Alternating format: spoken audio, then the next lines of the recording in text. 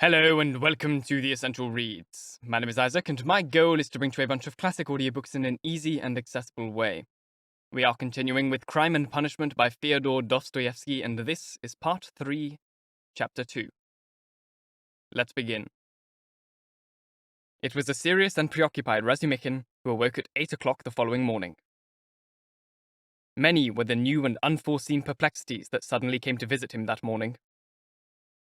He himself had never imagined that someday he might wake up feeling like this. He recalled, down to the last detail, everything that had happened the day before, and understood that something far from commonplace had happened to him. That he had been the host to a certain experience that was quite unfamiliar to him, and which resembled nothing he had encountered previously. At the same time, he had a clear awareness that the dream that had caught light within his head was in the highest degree incapable of realization. So much so, indeed, that he was now ashamed of it, and quickly moved on to the other, more urgent concerns and perplexities, which were the legacy bequeathed to him by that damned bloody last night.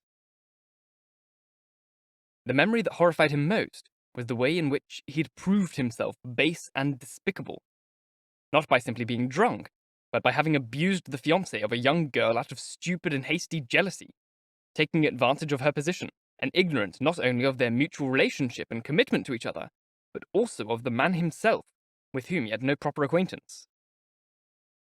What right did he have to make such hasty and precipitate judgments about him? And who had asked him to make such judgments in the first place? Would a creature such as Avdotya Romanovna give herself to a man unworthy of her just for the sake of money? No, he must possess certain merits. The rooms. But how could he have known that the rooms were of that kind? After all, he was preparing an apartment. How despicable it all was! And what sort of an excuse was it that he had been drunk? It was a stupid pretext which made him even more despicable. In vino veritas. And the veritas had well and truly manifested itself. That's to say, the utter filth of my loutish, envious heart. And in any case, was such a dream permissible to him, Razumikhin? Who was he compared to a girl like that? He, a drunken ruffian, and boaster of the exploits of the night before. Is such a cynical and absurd comparison even thinkable? Razumikhin blushed desperately at the very thought, and suddenly, as though by some design, he was at that very moment visited by the clear memory of how, standing on the stairs the evening before, he had told them that the landlady would be jealous of Avdotya Romanovna on his account. That was the final straw. With all his might, he struck his fist against the kitchen stove, hurting his hand and dislodging one of the bricks. One thing's for certain, he muttered to himself a moment later, with a certain feeling of self-humiliation. And that's that there's no question of my being able to mask or smooth over that ugly behavior, either now or ever in the future. And so there's no point in even thinking about it.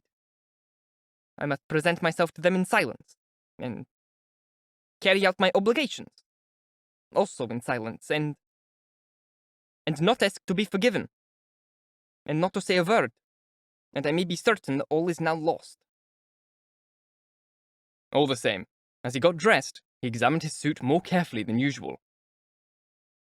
These were the only clothes he possessed. Had he any others, he would probably not have worn them.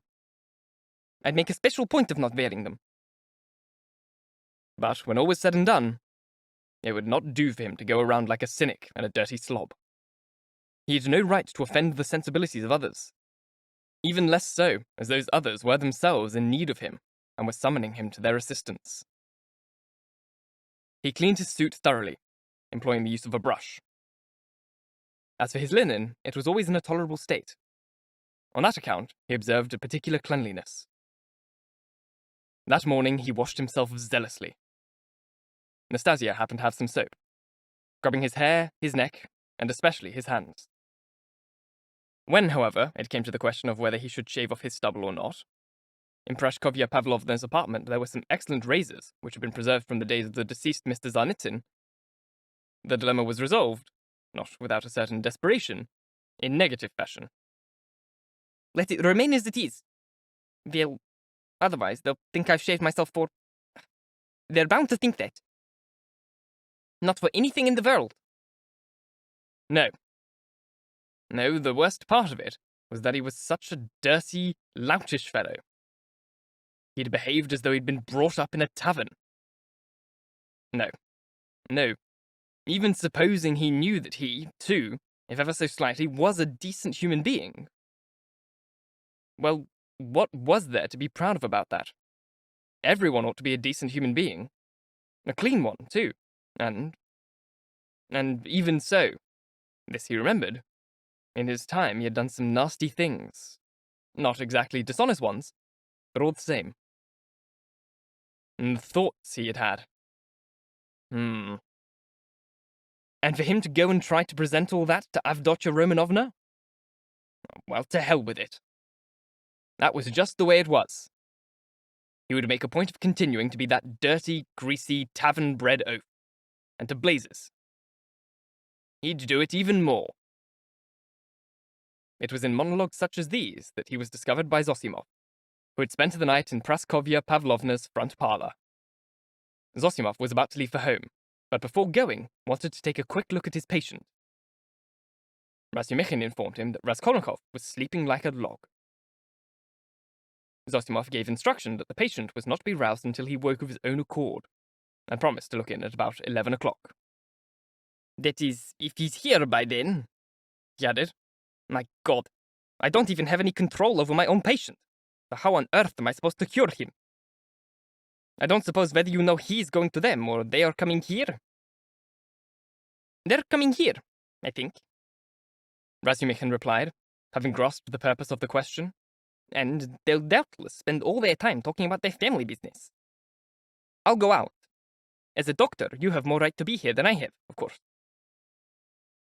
I'm not a priest, though. I'll come and then go away. I've enough to do as it is.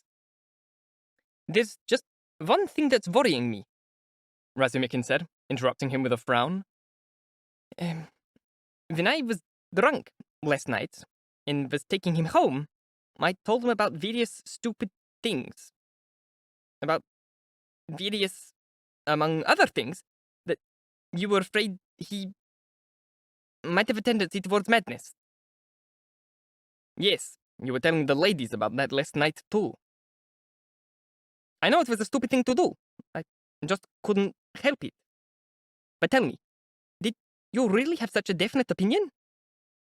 It's nonsense, I tell you. What's definite opinion? You yourself described him as a monomaniac when you brought him to me. Well, and we raised his temperament even further yesterday with those stories about the painter. A fine kind of thing to do. A very fine thing to talk about, and that was probably the very thing that had probably driven him out of his mind in the first place. If I'd known what exactly had happened in the bureau that day, and had been told that some rascal had insulted him by treating him as a suspect in that case, I'd never have allowed you to say those things to him yesterday. I tell you, these monomaniacs will make mountains out of molehills. They'll see their own cock and bull fantasies walking around in real life. As far as I can remember, what Zosimov told me yesterday cleared half the business up, in any case. My God!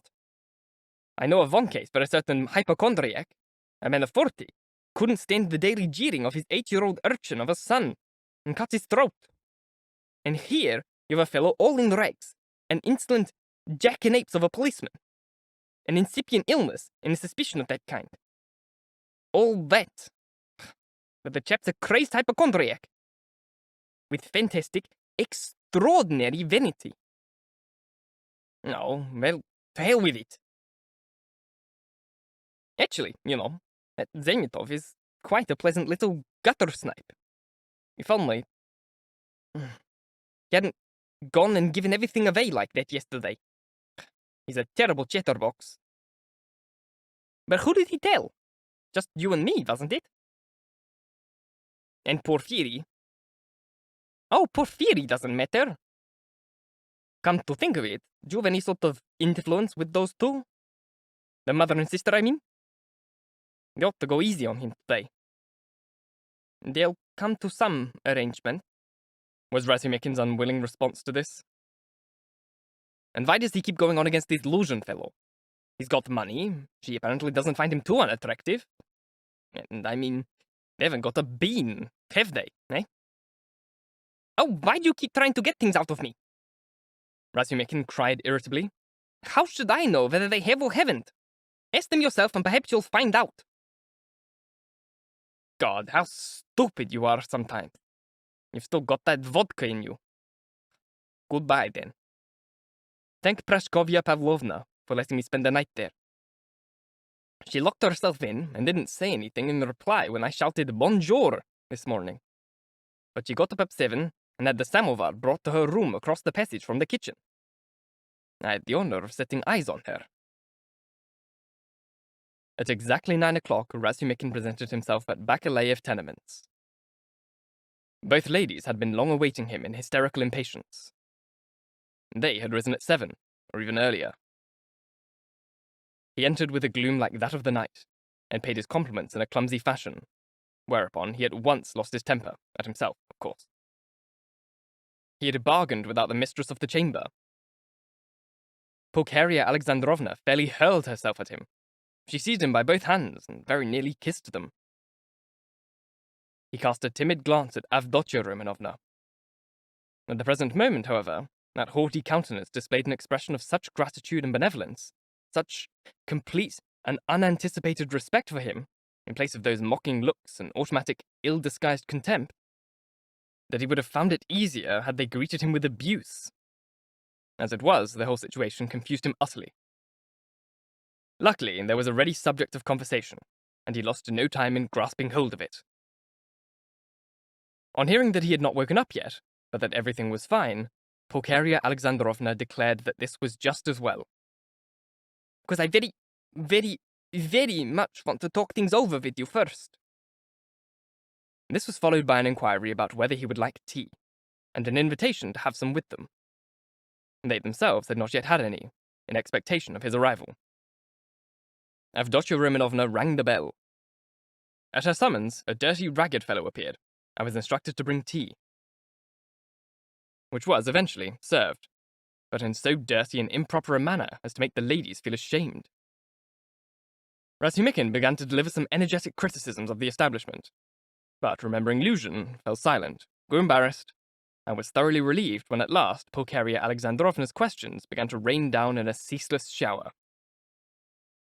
In replying to them, he talked for 3/4 of an hour, being constantly interrupted and asked to repeat, and managed to convey to them all of the major and essential facts concerning the most recent year of Raskolnikov's life, concluding with a detailed account of his illness. There was, however, much that, for obvious reasons, he left out, such as the scene at the bureau with all its consequences. The story was listened to with eagerness, but just when he thought he had finished and had satisfied the demands of his listeners, it proved that as far as they were concerned, he had hardly begun. Look, you must tell me what you think. Oh, I'm sorry, I still don't know your first names, Pulcheria Alexandrovna said hastily. Dmitri Prokofitch. Well, then, Dmitri Prokofitch, I should very much like to know the way he sees things now. Or rather, you understand, how can I explain to you? Let me put it this way. What are his preferences and aversions? Is he always so irritable? What does he want? Or, better still, what does he dream about? What is it that's having such a peculiar effect on him just now? In short, I'd like to... Oh, Mother, how can he possibly answer all those questions at once? Dunya commented. Good heavens, you see, really, I never expected to find him like this, Dmitri Prokofitch. That's perfectly natural, madam, Dmitri Prokofitch replied. My mother is dead, but well, my uncle comes up to town every year, and on each occasion he fails to recognize me, even outwardly. And he's an intelligent man.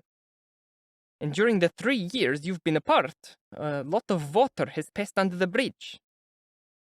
What can I say? I've known Rodion for 1.5 years. He's a morose sort of chap. Gloomy, standoffish, and proud. Recently, and for all I know, not so recently as well, he's been over-anxious, with a tendency to hypochondria. But sometimes it's not hypochondria at all that he's suffering from. He's simply cold and unfeeling to the point of inhumanity. It's really just as though there were two opposing characters alternating within him. He's sometimes unconscionably short on conversation. That it's all, I've no time, stop bothering me. Yet he just lies there, not doing anything. He doesn't mock, yet it's not because he doesn't have enough wit, but rather as though he didn't have enough time for such trivial matters. He doesn't listen to what people say to him. He's never interested in what everyone else is interested in at any given moment. He has a fearfully high opinion of himself, and perhaps not entirely without justification. Well, what else? I think your arrival will have a most salutary effect on him. Oh my god, I do hope so, Pulcheria Alexandrovna exclaimed, worried to death by this character report of Razumikhin's on her Rodya. And at last, Razumikhin directed a more cheerful look at Avdotya Romanovna. During the course of his account, he had frequently glanced at her, but fleetingly, just for an instant, immediately averting his gaze. Some of the time, Avdotya Romanovna would sit down at the table, listening attentively. Every so often, however, she would get up again and begin to walk, as was her habit, from one corner of the room to another, her arms folded, her lips pressed tight, from time to time inserting a question of her own, but without ceasing her walk, and lost in reflection. She was also in the habit of not listening to what anyone said. She was wearing a dark-coloured dress made of some thin material, and a white, transparent scarf was tied at her throat. By many signs, Razumikhin had at once been able to tell that the two women were in extremely impoverished straits. Had Avdotya Romanovna been dressed like a queen, he would not have been afraid of her in the slightest. But now, perhaps precisely because he was so poorly dressed, and because he had taken cognizance of the niggardly means at their disposal, fear became implanted in his heart, and he began to worry about the effect of his every word, his every gesture. Something which was, to say the least, inconvenient for a man who already felt unsure of himself.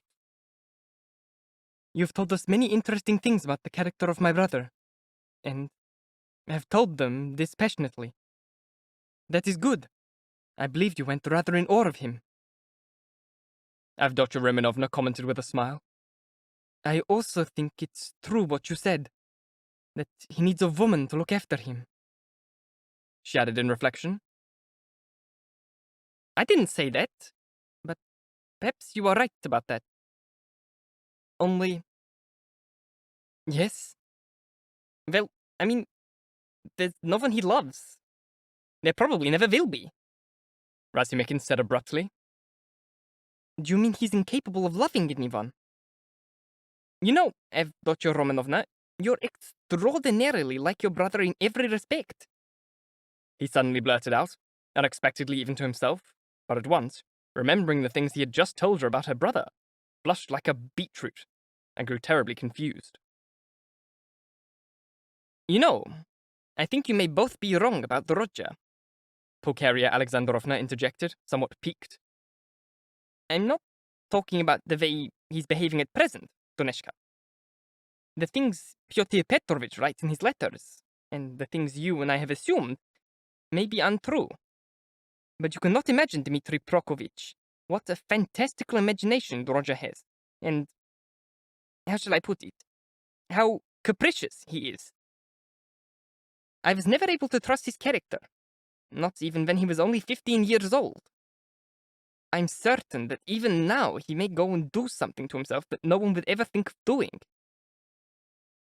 And one doesn't have to look far. Have you any idea of how he shocked, amazed, and very nearly killed me that time, a year and a half ago, when he decided to marry that girl? What was her name? The daughter of that Zanitsina woman, his landlady. Are you familiar with any of the details of that episode? Avdotya Romanovna inquired. You suppose? Pulcheria Alexandrovna went on heatedly. that anything would have stopped him, even though I cried bitter tears, got down on my knees to him, even though I was ill, might have died from grief, even though we were destitute. As calm as you please, he would have stepped over every obstacle. Or does he really not love us? He's never told me about that episode, Razumikhin answered cautiously, though I heard a few bits here and there from Mrs. Zanetsinya herself, who is not, it must be said, one of nature's storytellers. And the things I heard were, as a matter of fact, rather strange. What did you hear? Both women asked at once. Oh, nothing much in particular. All I found out was that this marriage, which had been arranged in every particular, and only failed to take place because of the death of the bride, did not at all carry Mrs. Zanetsinya's approval.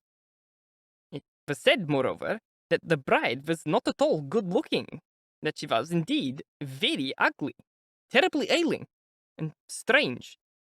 Yet I think she must have had certain merits, otherwise it's impossible to understand. There was no dowry, either, and you would never have expected one. Anyway, as a rule, it's difficult to make judgments in cases like that. Come on, Mother. Let's at least get out of the room for a minute. I'm sure she was a decent girl, Avdotya Romanovna said crisply. God forgive me. I was so relieved when she died, even though I don't know which of them would have been worse for the other. Would he have destroyed her, or would she have destroyed him? Pulcheria Alexandrovna said in conclusion. Then, cautiously, with hesitations in her speech and constant glances at Dunya, which Dunya obviously found annoying, she began once more to ask questions about the scene that had taken place the day before between Roger and Luzhin. It was clearly that this event was what had unsettled her most of all, to the point of fear and trembling. Once again, Razumikhin went over the whole story in detail, this time, however, adding an ending of his own. He directly accused Raskolnikov of a calculated plan to insult Pyotr Petrovich, and this time he made little reference to the excuse of illness. He thought that up before he fell ill, he added. That's what I think too, Pulcheria Alexandrovna said with a depressed look. She was, however, particularly struck that on this occasion Razumikhin spoke of Pyotr Petrovich in such cautious terms, even, she thought, displaying a certain respect. Avdotya Romanovna was also struck by this. So that's your opinion of Pyotr Petrovich, is it? Pulcheria Alexandrovna could not restrain herself from asking. Where the future husband of your daughter is concerned, I can't be of any other opinion, Razumikhin replied firmly and with heat. And I don't say that out of mere vulgar politeness, but because... Well, if you like, for the simplest reason that Avdotya Romanovna herself, of her own free will, has conferred her choice upon this man. My berating him the way I did last night you may attribute to the fact that I was filthily drunk, and also reckless. Yes, reckless. Taken leave of my senses. Mad. Completely mad. And this morning, I'm ashamed of it. His face reddened, and he fell silent. Avdotya Romanovna flushed, but did not break her silence. She had not uttered a single word from the moment they had begun to talk about Luzhin. Meanwhile, in the absence of her support, Pulcheria Alexandrovna was clearly in a state of indecision. At last, hesitantly, and constantly looking at her daughter, she announced that there was something which at present was causing her extreme worry. You see, Dmitri Prokofitch, she began, I may be completely frank. May I be completely frank with Dmitri Prokofitch, Duneshka? Of course, mother, Avdotya Romanovna said encouragingly. It's like this, her mother began in a hurry, as though this permission to communicate her grief had removed a mountain from her heart. Very early this morning we received a note from Pyotr Petrovich, replying to the one we sent him yesterday announcing our arrival. He was supposed to meet us at the station yesterday, you see, the way he'd promised. But instead, he sent some manservant to meet us with the address of these rooms and instructions on how to find our way here. and a message that he would come here himself this morning. But instead, this note arrived from him this morning. The best thing would be for you to read it yourself. It contains a point that causes me great concern. You'll see what it is yourself in a moment. And I want you to give me your honest opinion, Dmitri Prokofiev. You know Roger better than anyone, and you're the best person to advise us. I should warn you that Duneshka made her mind up as soon as she read it. But I'm still not sure what to do. And I've been waiting for you. Razumikhin unfolded the note, which was marked with the previous day's date, and read the following. Dear Madam, Pulcheria Alexandrovna, it is my honorable duty to inform you that, because of certain sudden and unavoidable delays, I have been unable to meet you on the platform, sending to that purpose a man well capable of the task. I shall also forego the honor of meeting you tomorrow morning, on account of certain businesses at the Senate, which will brook no postponement. And also for that reason, I do not wish to intrude upon your reunion with your son, and on that of Avdotya Romanovna with her brother. I shall not have the honor of visiting you and greeting you in your accommodation until tomorrow evening at 8 o'clock precisely. In this regard, I must venture to append the earnest, and I would add urgent request that Rodion Romanovich not be present at our joint meeting, as in the course of my sick visit to him yesterday, he insulted me in an unprecedented and discourteous manner, and as, moreover, I am anxious to have an urgent personal discussion with you in the respect of a certain point, your own interpretation of which I am desirous to learn. I have the honorable duty to warn you in advance that if, contrary to my request, I encounter Rodion Romanovich, I shall have no option but to leave without further ado, and for that you will have only yourselves to blame. I write moreover in the superstition that Rodion Romanovich, who at the time of my visit to him yesterday appeared so ill, 2 hours later suddenly recovered, and that, since he is able to go out of doors, he may arrive at your address. I received confirmation of this with my own eyes yesterday at the lodgings of a certain drunkard who was run down by horses, and has since died of his injuries. To the daughter of this man, an unmarried woman of immoral conduct, he gave a sum amounting to 25 rubles on the pretext of funeral expenses, an action that surprised me greatly, knowing as I do the difficulty you had in raising the said amount. In spite of all this, however, and in testimony to my especial esteem for your respected daughter, Avdotya Romanovna, I beg you to accept the sentiments of respectful devotion on the part of your obedient servant, P. Luzhin. What am I to do now, Dmitri Prokofiev? Said Pulcheria Alexandrovna, almost in tears. I mean, how can I tell Roger not to come? He was so adamant yesterday about demanding that we say no to Pyotr Petrovich, and now we're being told not to let Roger in either? And, I mean, he'll be sure to come when he finds out, and what will happen then?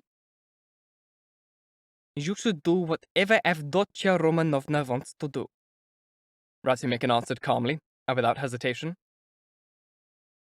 Oh, good heaven!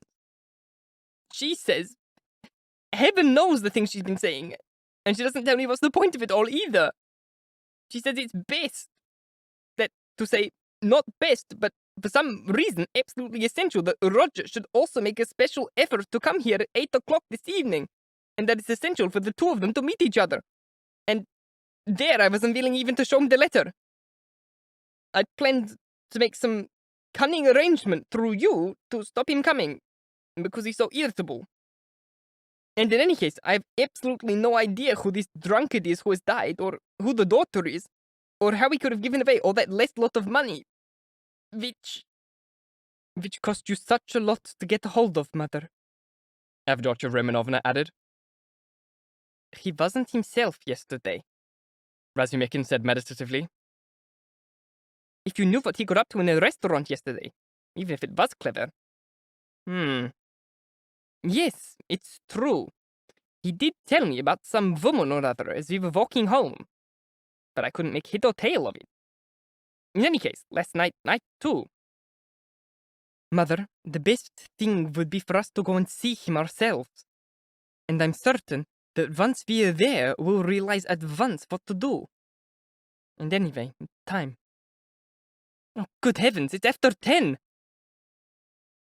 She exclaimed, glancing at the magnificent gold-enamelled watch that hung round her neck on a slender little Venetian chain, and clashed terribly with the rest of her attire.